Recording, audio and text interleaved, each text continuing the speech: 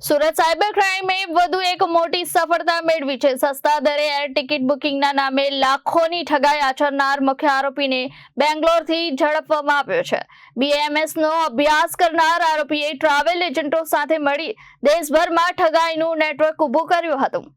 Surat cyber crime બ્રાન્ચે સસ્તા દરે air ticket બુકિંગના નામે છેતરપિંડી કરનાર ગેંગ સામે મોટી કાર્યવાહી કરી છે। આ કેસમાં મુખ્ય આરોપીને બેંગ્લોરમાંથી ઝડપી પાડવામાં આવ્યો છે। પકડાયેલ આરોપી બીએમએસનો અભ્યાસ કરેલ હોવાનું સામે આવ્યું છે। આરોપીએ એફવાયટી ફ્લાય યુ ટ્રાવેલ્સ નામે કંપની બનાવી ટ્રાવેલ એજન્ટો સાથે મળીને દેશભરમાં લાખોની ઠગાઈ આચરી હતી। સુરત પોલીસ તપાસમાં આરોપીના 29 બેંક એકાઉન્ટમાંથી 23 જેટલા ગુનાઓના છેડા મળ્યા છે।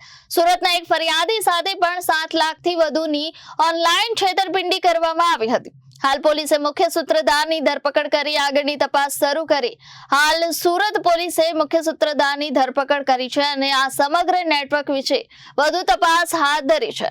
Bureau report Janadesh news Surat.